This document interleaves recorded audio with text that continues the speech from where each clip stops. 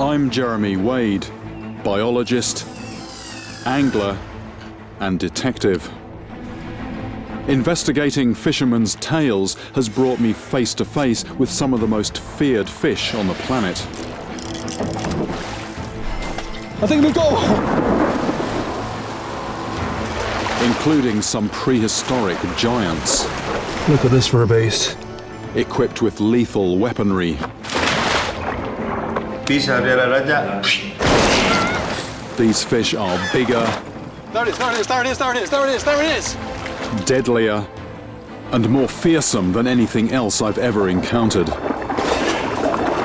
The chance of survival is real slim. In this special edition of River Monsters, I'm reliving some of my most dangerous catches of killer sharks and rays. Wait, it's on the boat, it's on the boat. Back, please, back, back, back, back, back, back. Oh!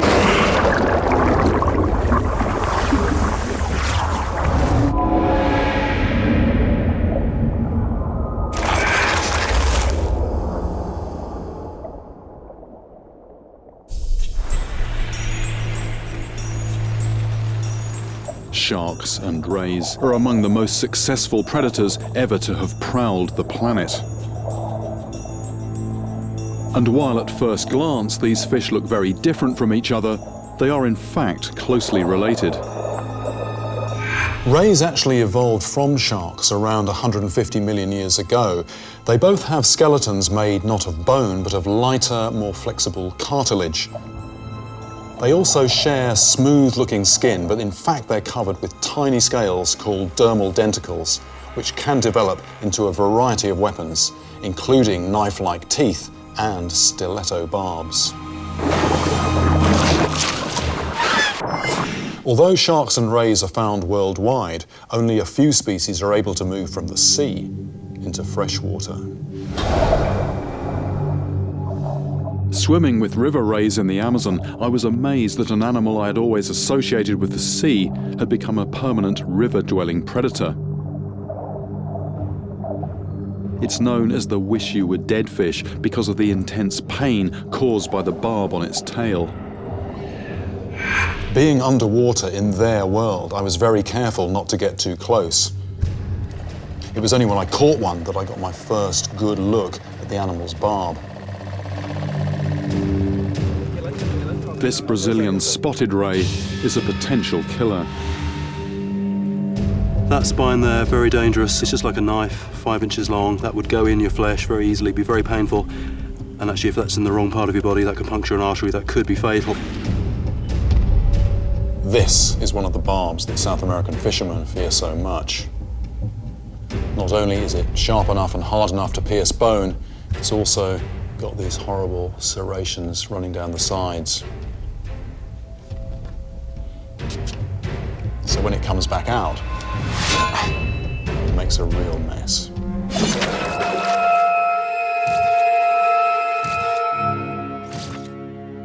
And recently, I heard reports of much bigger river rays in Argentina.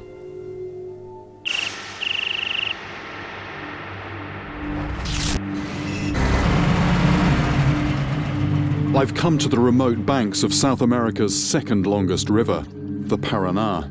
Translated, its tribal name means as big as the sea. And this huge river is the scene of some of the most horrific stingray encounters I've ever heard.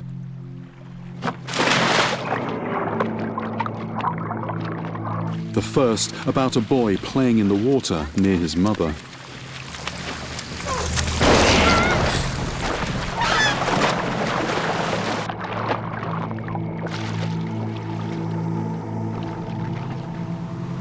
The post-mortem showed he had been stabbed by a stingray.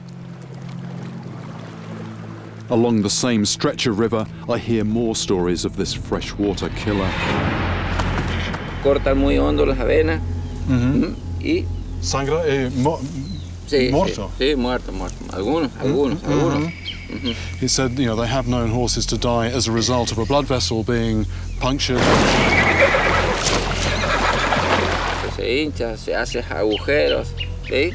But also they've had other horses die from infection al ser picado ya. He says it's almost as if the horses are crying because the pain is so bad.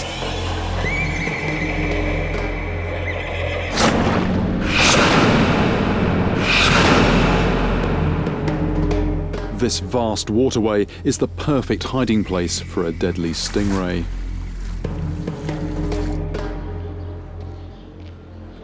It's not a ray I've heard of before. So I visit Dr. Carlos Gomez, a surgeon who knows all about the effects of its lethal barb. Y en los desgarros y en los pedazos de carne queda la gelatina y el veneno. So the mucus that's on the spine, it doesn't just contain bacteria, there is actually a venom there, resulting in deep, putrid wounds laced with toxins. The entire outer skin produces a necrotic venom, which becomes more concentrated around the tail and along the barb, meaning it is literally cloaked in a venom that destroys tissue. I head out, knowing that I'm on the trail of a creature with such a fearsome reputation that the local fishermen refuse to fish for them.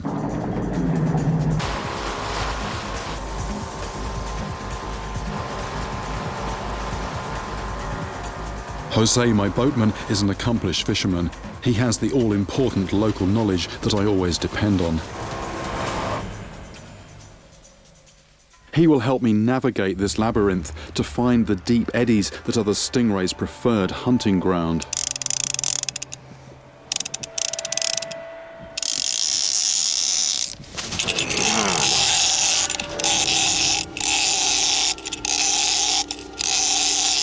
Something on there, I think.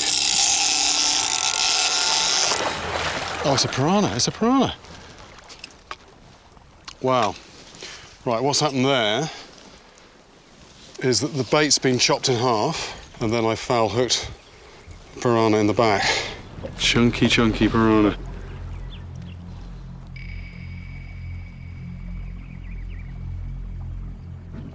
To maximize my chances of catching a stingray in this vast river, I need my bait to be in the water for as long as possible.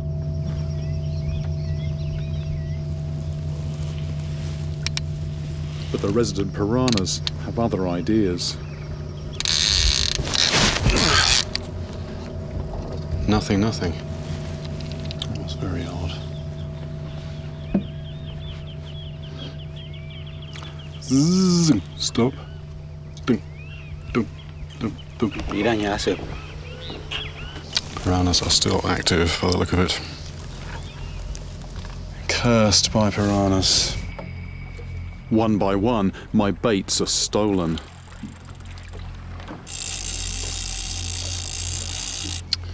Yeah, well, that's not going to catch anything. Not like that it isn't, anyway.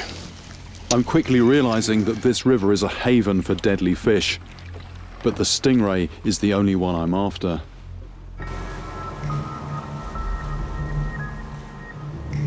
It is vital to understand the behavior of the other fish in the river besides your quarry in order to avoid the other species, like the omnipresent piranha. To remove these sight hunters from the equation, I begin fishing at night. I set my line, now confident it is past piranha feeding time. You see that? It feels like a piranha, but it's too big for a piranha, I think. Look at that.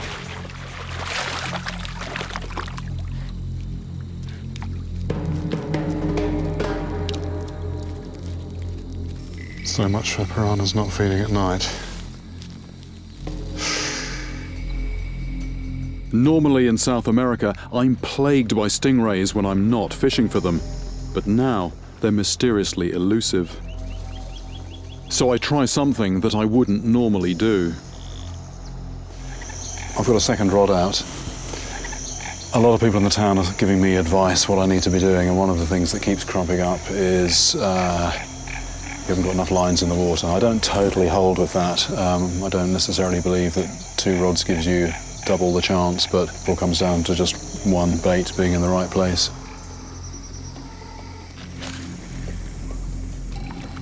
Even though I've given in to using 2 rods, only one is really strong enough to land a monster. If the lighter rod happens to hook a fish, I could be outgunned.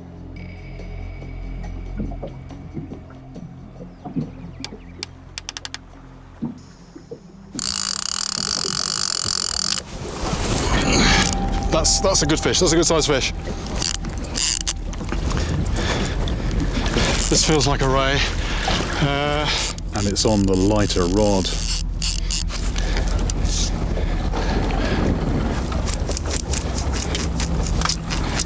Yeah, that's moving, that's moving.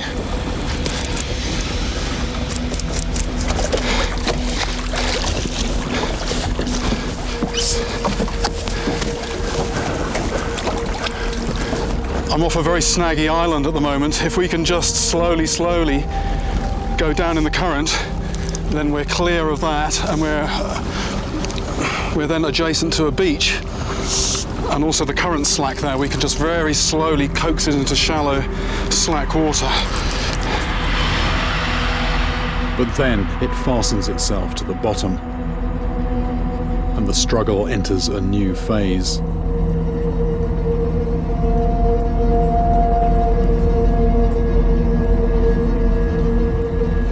It's now been on well over an hour. The stingray's wide, flat body glues it to the bottom, making it feel like I'm pulling against the entire riverbed. 2 hours and 10 minutes now. With this rod, my chances of success are slim. Oh, yes, yes. This is turning into a war of attrition. It feels like it has come unstuck from the bottom a couple of times, but it's just most of the time it's just a dead weight. Every now and again there's a slight movement, it rises, and then it sort of sticks down again.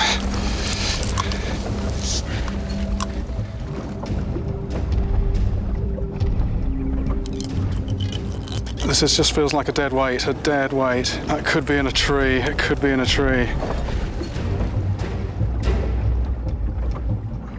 What I'm going to do, we're just going to take the boat upstream a little bit, and I'm just going to apply some pressure just from the other side, because if it is in a snag, possibly, if I can just get a different angle on it.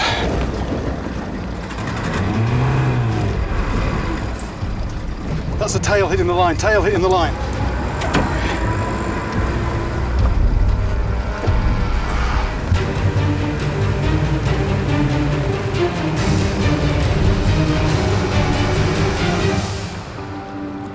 This is turning into one of the longest battles of my career.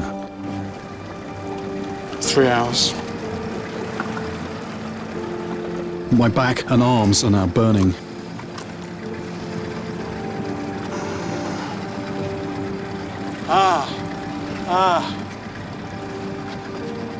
That is fish, I think. That is fish, that is fish, that is fish, that is fish moving.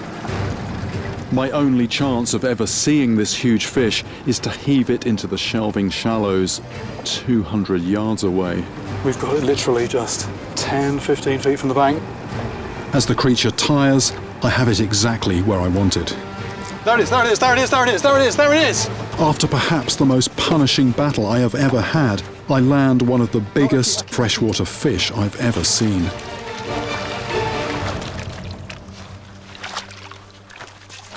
The thing I really want to do with this one, though, is get a close-up at the tail. I mean, obviously not too close. I may have never heard of it before, but this short-tailed river ray is the most feared predator in this river. Nearly 53 inches across. This giant stingray is very different from the stingray that I caught in Thailand. That beast was flatter-bodied and had a long tail like a bullwhip. But this short-tailed ray has a thicker, heavier body, and it wields its muscular tail like a club.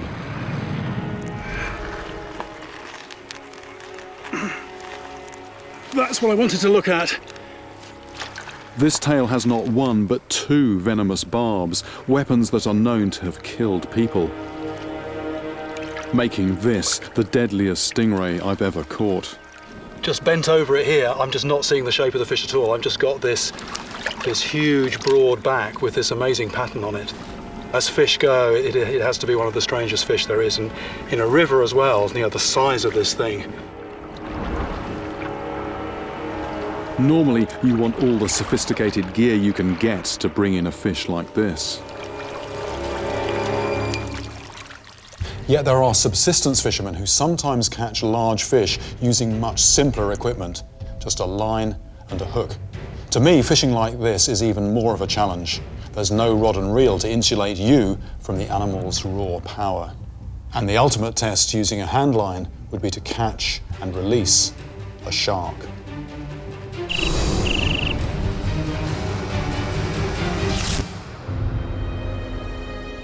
Travelling to the remote Solomon Islands in the South Pacific, I'm venturing into unfamiliar territory. Salt water. What's more, I've left my rod and reel behind. I'm heading for a village called Tamaneki in the heart of Morovo Lagoon. I've heard that the people here worship sharks, and although they fish and swim in waters where these predators are common, they believe that they are protected against attack. I just hope this protection extends to visitors, as my permission to catch these fearsome fish only applies if I use traditional methods.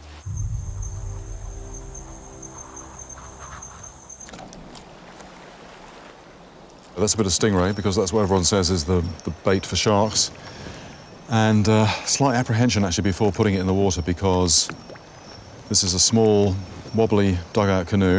You know, normally if you're fishing for sharks, you've got a big boat, you've got a reel to keep the line handy. Well, I'm going to be using a hand line, so I've got line around my ankles. Something could take off at speed. And I could be dragged in. My boatman Morgan brought me to this lagoon because it's full of sharks. And it's not long before my bait is taken. Tightening up, tightening up, tightening up, tightening up. There's a shark on. Shark. Here comes the surf. Here comes the shark. It's coming Can you out. see it? Yeah. Oh. Oh, the shark's just seen us, just seen us. That was a run. Gosh, that was a run. This is when it could really kick off.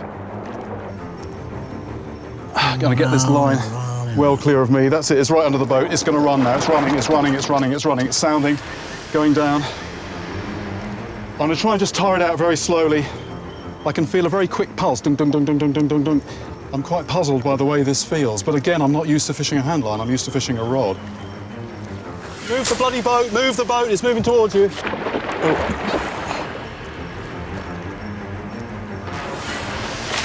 Oh. Oh. There's a knot. What I'll do, I might provoke the shark a little bit more. I might just bring it up towards the surface more. Yeah, and that, yes, exactly. That's its reaction. What it does, it kicks. Okay, up to the boat, and it's a kick. That's a kick. That's pulling. The running line is burning my hand, but if I wrap it around my hand, I could be pulled in. It's got strength, but...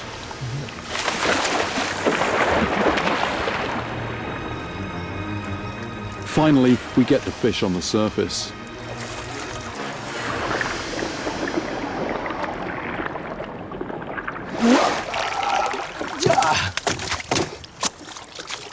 Hooks out, hooks out. Tidy the line away.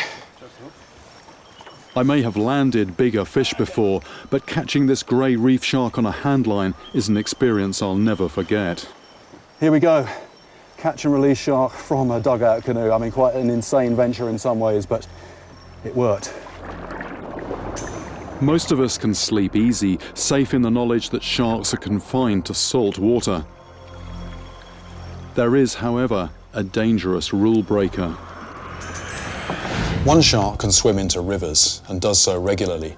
It has unusually high levels of testosterone and a reputation for being one of the most aggressive animals on the planet.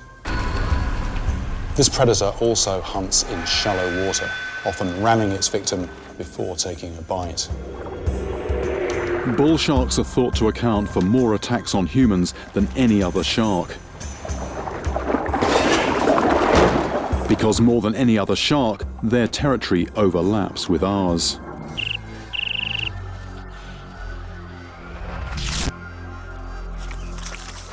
A horrific attack in Pensacola, Florida, highlights how this predator can reach us in water where we wouldn't think a monster could be.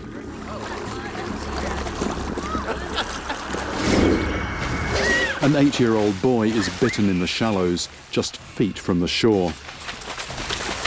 The boy's uncle grabs the shark by its tail, but the predator has already taken the child's arm.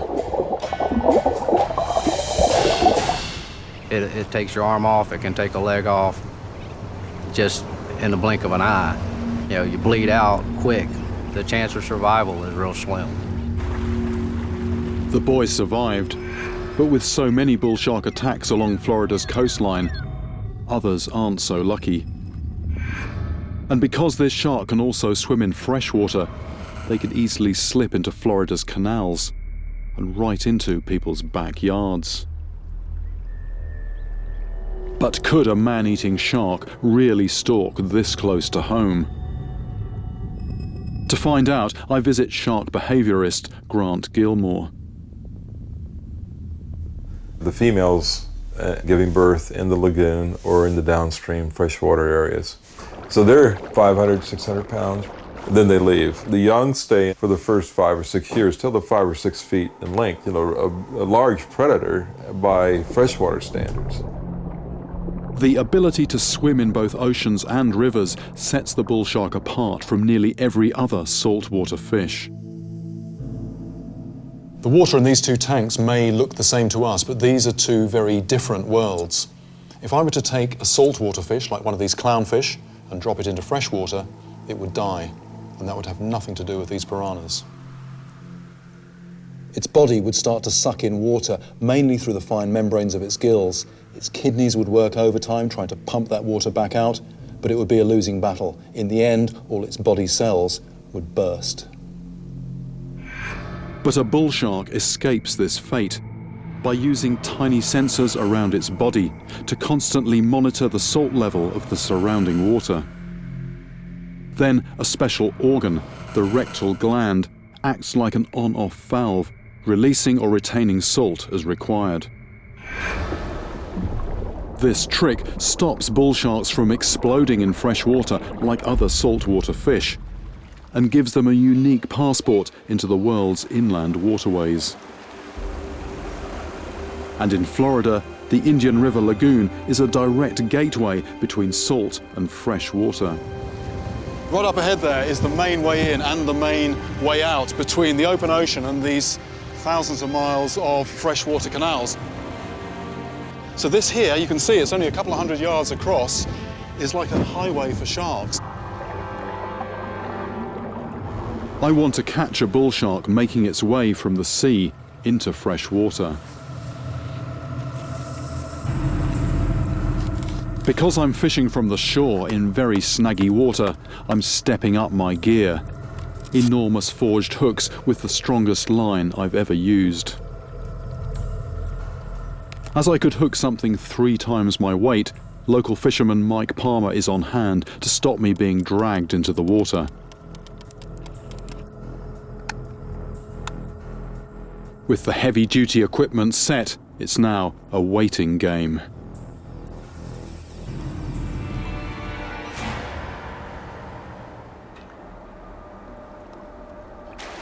There are shoals of bait fish swimming through here, just the thing that would attract a large predator. And something seems to be chasing them.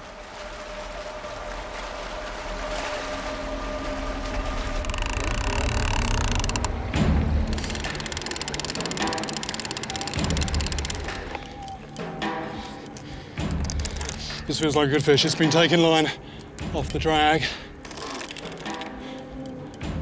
Oh, here we go.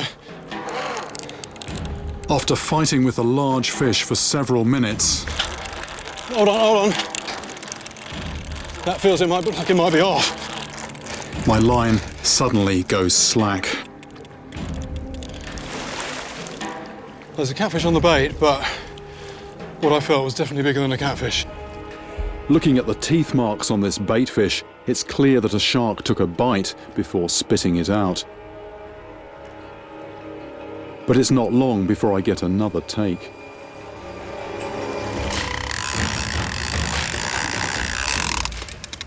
Yep, that's something on. There's a very stop-start run. That's a fish on. Oh, yep. And I can feel a kick there. Yeah, that's a kicking away. There we go. It's taking. Oh, that's waking up now. It's waking up. If a big fish pulls, the worst case scenario is I actually end up in the water. And now I get a positive ID. Whoa, here we go. It is a bull shark. I was hoping to catch an adult female coming in from the sea to give birth, but it looks like I've hooked a large juvenile, about the right size to be heading out to the ocean.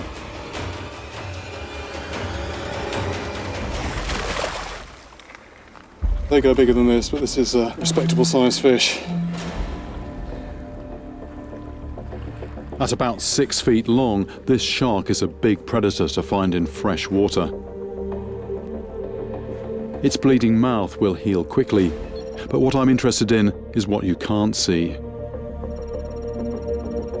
Its retractable, razor-sharp teeth are only revealed when they bite into something. You can absolutely see how effective they are, and you can absolutely understand how somebody, even with an exploratory bite in a way from an animal like this, could just bleed out, lose a lot of blood, and that could be a fatal encounter. It's frightening to think that this shark could have been patrolling Florida's fresh waters for the last 6 years. And it wasn't alone. Throughout the warmer parts of the world, bull sharks use rivers and estuaries as safe places to give birth to their live young. Occasionally, this leads to human tragedy. As they move inland, bull sharks are increasingly likely to swim past people who are unaware that these predators can strike many miles from the ocean. But perhaps more frightening is the size of some of these fish. One of the biggest bull sharks ever recorded was found up a South African river. But its size was not the sole reason this monster hit the headlines. It was 200 miles outside its normal range, in water thought to be too cold for this species to survive.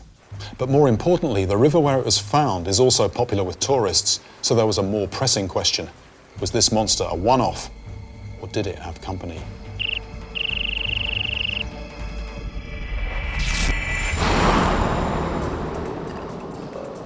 I joined the investigation at the town of Vitsand, beside the Breda River. Scientists tracked this 13-foot shark swimming within feet of unwitting residents.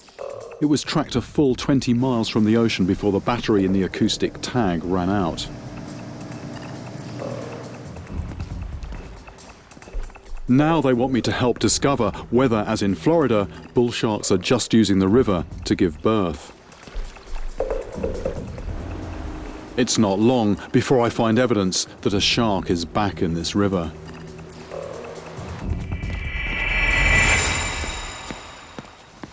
This is the victim, is it? It was incredible. I just put the boat alongside and heard a giant splash about 20 yards off the harbour wall here. There was a giant pool of blood. The fish floated up to the surface. One of the reasons bull sharks got their name is because they are known to ram their prey before they kill it. This can clearly be seen by the marks along the side of this cob. So you reckon it's actually just hit it from the side, and then when it's floundering in the water, it just came along and just, I mean that's about the thickness of my leg, which is quite disconcerting, and it's gone right through the backbone as well, just clean through. This is actually the biggest cob that I've seen so far, and that is without the final third, which is out there somewhere inside a shark. Is this the work of the same monster that was here last year?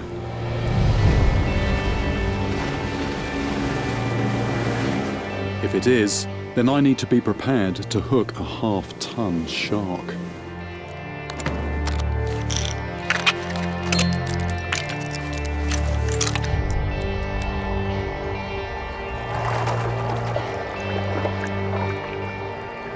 It's actually a very strongly swimming bait. That's about 30-40 yards off there, and that's right off the line. It came in on one hook, straight onto another one, and out into the water. I mean, it's quite possible if there's a shark in the area, they actually check that out on the way in, and they could well be sort of lurking around, eyeing that up. I'm using a balloon as a float to keep the bait visible in mid-water.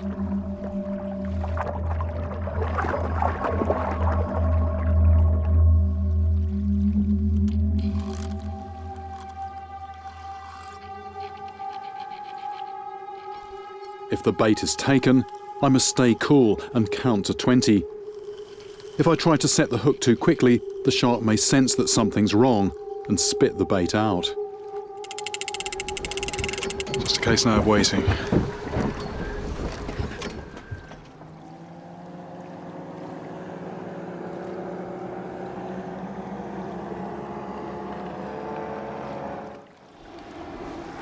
Is the shark taken out, or is that the bait just running? It's not shooting out at speed. Ah, yes, here we go. 1, 2, 3, 4. Anchor up, please, anchor up.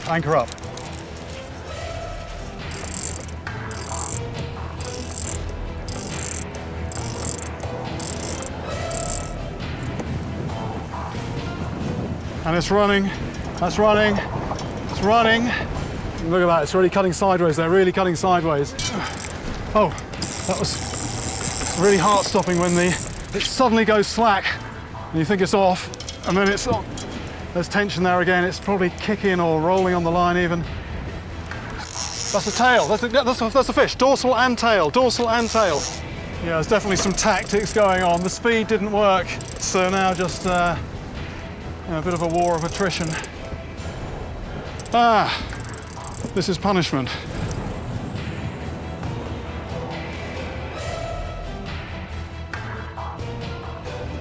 Two hours.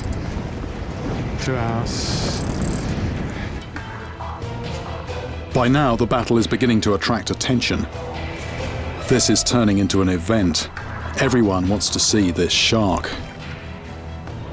But is this the record-sized female monster that was caught here last year?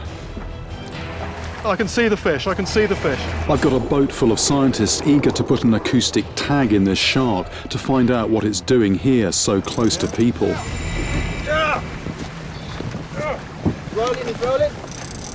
Okay, I've got the line. If it goes, it can go without the line catching anybody. Put that line round the... Right, have you got the tow strap round? Yeah. Good, okay, brilliant. Got a good hold? Yeah, I'm good. Okay.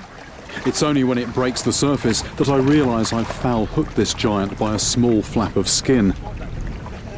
I'm lucky I managed to bring it in at all.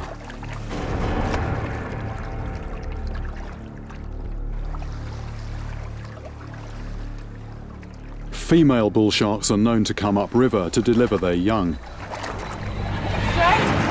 But is this the same pregnant female from last year? Okay, 3, 2, 1. It's a male! This is the last thing anyone expected, and it means this investigation is far from over.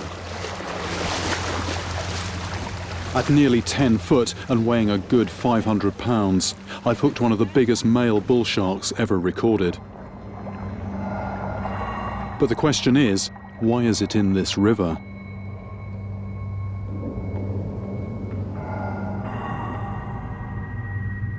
We know that pregnant females come into fresh water, but it's unusual to find such a big testosterone-fueled male up a river.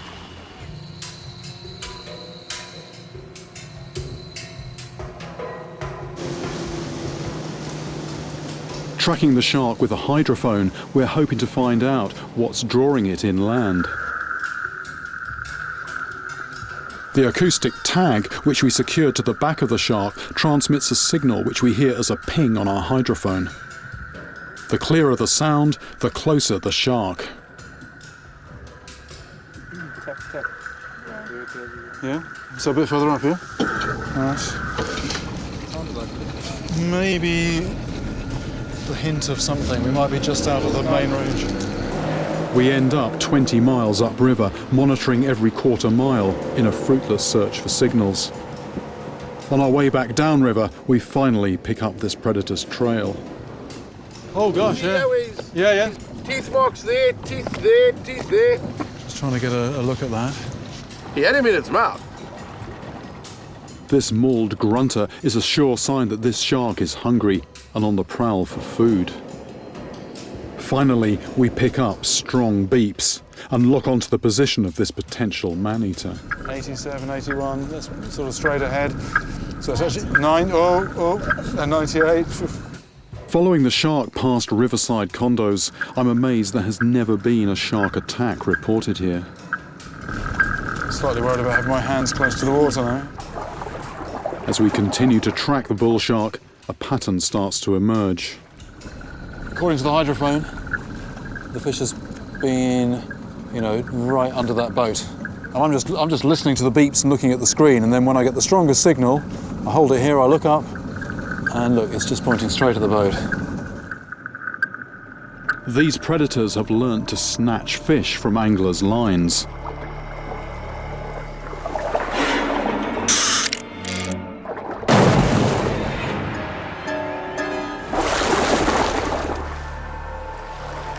It seems the lure of an easy fish meal is what's drawing them upriver, and this food is still plentiful enough to keep them from turning their attention to humans, for now.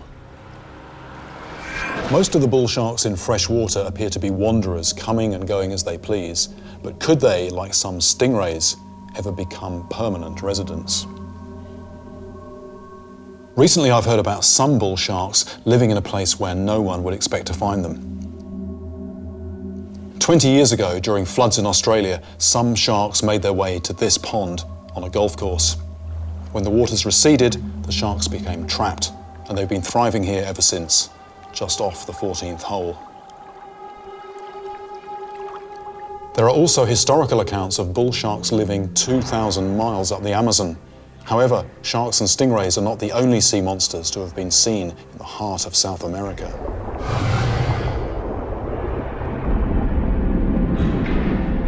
This fish has the back end of a shark, the head of a stingray, and then something else. On the front of its head, it wields a hideous weapon that looks for all the world like a chainsaw. This monstrous-looking creature is a sawfish, a prehistoric relative of stingrays, a beast that can also cross into fresh water. My first proof of this was seeing its dagger-covered snout hanging in a hardware shop beside the Amazon 2 decades ago. And these creatures can grow even bigger than bull sharks, to over 20 foot.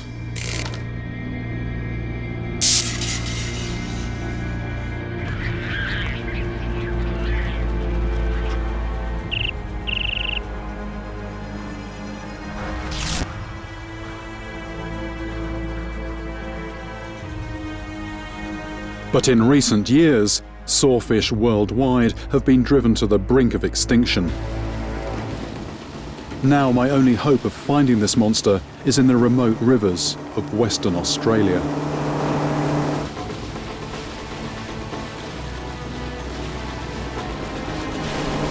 As the Fitzroy River snakes its way deep into the Australian outback, I reflect on tales of old, which say their saw-like rostrum could hack through boats and slice victims in half.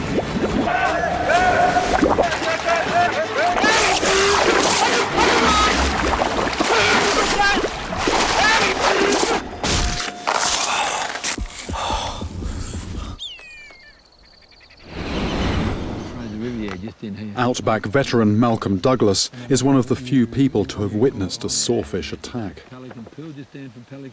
Just as we came out of this creek in the morning, I saw something. I saw a big school of mullet all cruising, and they all sort of huddling together.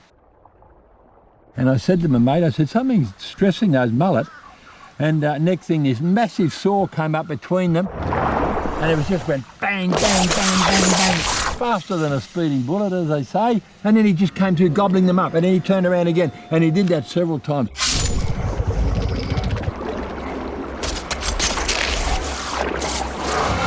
We just thought that was just the most fantastic thing that we ever saw. But the sawfish's snout isn't just a weapon. It's an antenna, packed with sensors that can detect the movement of prey in complete darkness, giving these nocturnal hunters a lethal edge. As the dry season comes on here, you get the Fitzroy gets very shallow, right?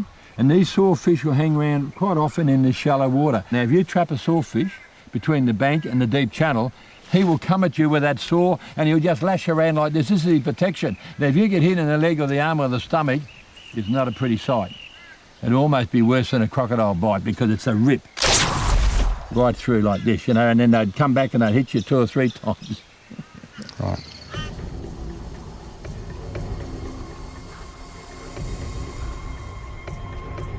According to Aboriginal legend, the sawfish used its spiked rostrum to carve out the canyons in this unforgiving landscape.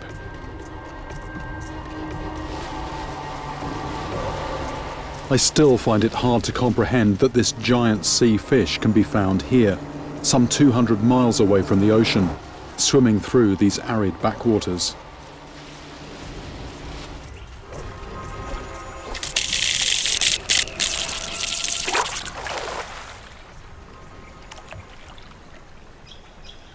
This is about as simple as fishing gets, I suppose, just using a hand line. So there's the hook down in the water, with a little bit of lead holding the bait in place, and this end just a winder. And this is what the locals use, so I'm just giving it a go. All that remains now is to sit and wait for something to find the bait.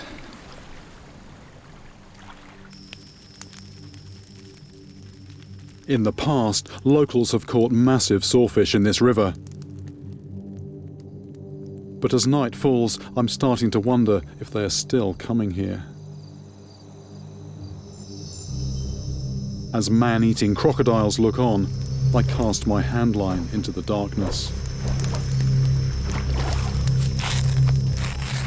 Just in case I doze off, I tie an empty can to the line.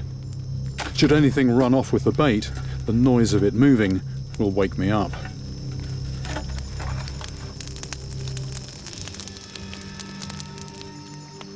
But the real danger of fishing these waters is pulling the unknown in from the darkness.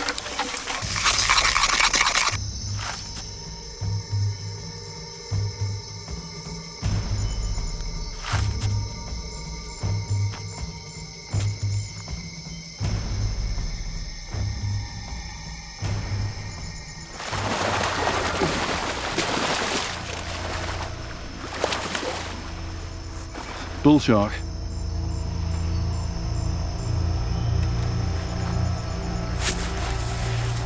A bull shark this far inland is a real eye-opener. These aggressive fish are clearly thriving here, even during the dry season when this part of the river is little more than a stagnant pond. So a pretty hostile environment. You can see why everything in there basically is tooled up. You know, the sawfish possibly needs that weaponry for defence, who knows. Anyway, I better put this back. I just hope I don't hook him up again.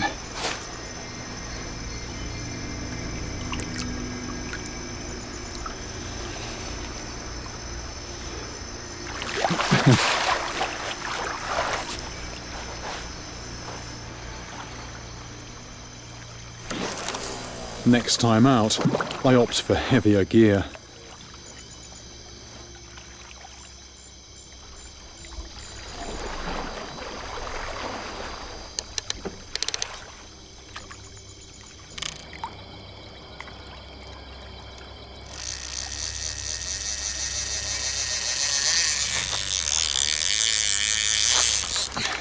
Oh, fish on, fish on!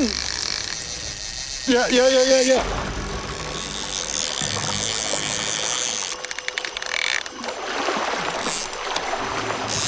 Good size, good size.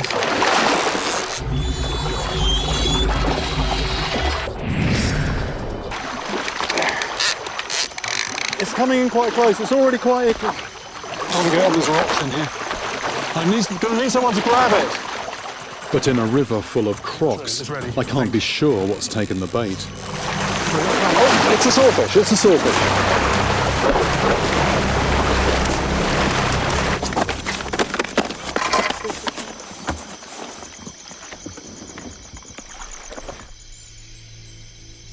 This thing nearly 7 foot long, it's bigger than I am.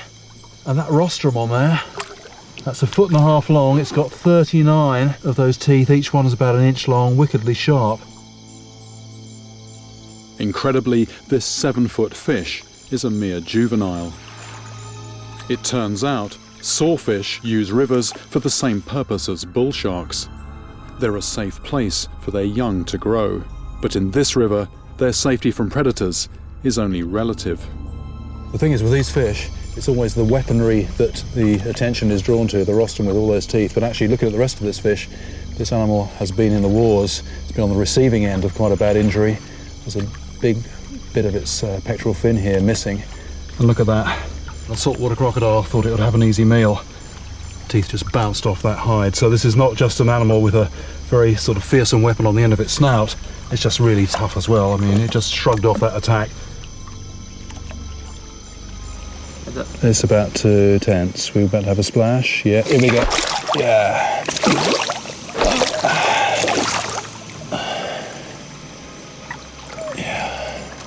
This fish will soon make its way to the sea, where it could grow into a 20-foot giant. Over the last 30 years, I've seen for myself that lakes and rivers can conceal all kinds of unexpected beasts. But catching sea monsters in fresh water still leaves me with a sense of disbelief. There it is, there it is, there it is, there it is, there it is! That's what I wanted to look at. Even when you know the biology that allows bull sharks, some stingrays and sawfish to go where other sea fish would die, when you see one on the end of your line, somehow it still just doesn't compute. That's a fish, dorsal and tail, dorsal and tail. Bloody hell! It all goes to show that even today, you can never quite be sure what's down there.